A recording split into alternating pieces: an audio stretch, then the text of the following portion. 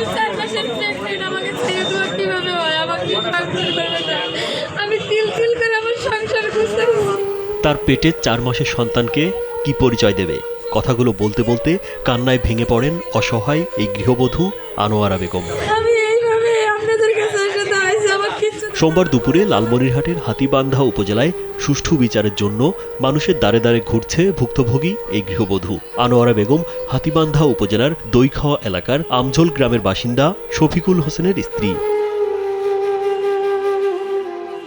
2014 সালে আনোয়ারা বেগম ও শফিকুল হোসেনের বিয়ে হয়। বিয়ের পর 2 সন্তান নিয়ে তাদের সংসার ভালোই চলছিল, কিন্তু গেল 1 বছর ধরে স্বামী শফিকুল হোসেন যৌতুকের টাকার জন্য আনোয়ারা বেগমকে চাপ দিতে থাকে।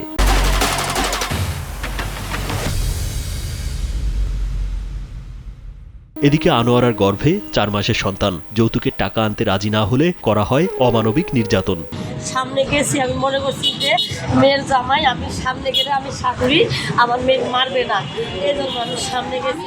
প্রতিনিয়ত শারীরিক ও মানসিক নির্যাতন করেন স্বামী শফিকুল হোসেন ও তার শাশুড়ি। এ অবস্থায় তার স্বামী ঘরে তালা দিয়ে আনোয়ারা বেগম ও তার 2 সন্তানকে বাড়ি থেকে বের করে দেয়। বর্তমানে তারা রাস্তায় রাস্তায় ঘুরে বেড়াচ্ছে। আমি সর্বোচ্চ চাচ্ছি ওরা যেন শাস্তিও পায়, অথচ আমার সন্তানরা যেন পিতাহারা না হয়। আমি এটা চাই আপনাদের কাছে। আমার তো গর্বে আরেকটা, আমি ওটা কি পরিচয় দিব আপনারা বলেন।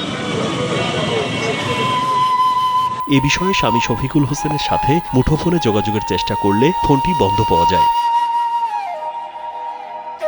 হাতীবান্ধা থানার ভারপ্রাপ্ত কর্মকর্তা মাহমুদুন নবী জানান, আনোয়ারা বেগম নামের এক নারীকে বাড়ি থেকে বের করে দিয়েছে তার স্বামী।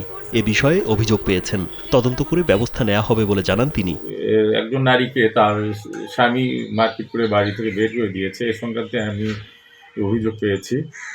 এ বিষয়ে আমার সাব ইন্সপেক্টর জাহিদ হাসান সে খোঁজখবর নিচ্ছে। পরবর্তীতে এ বিষয়ে সিদ্ধান্ত নেওয়া হবে। অসহায় এই গৃহবধূ শিশু সন্তানদের নিয়ে আবার তার স্বামীর ঘরে ফিরে যাক, এমন আশা সবার। রাজীব বিশ্বাস, কালবেলা।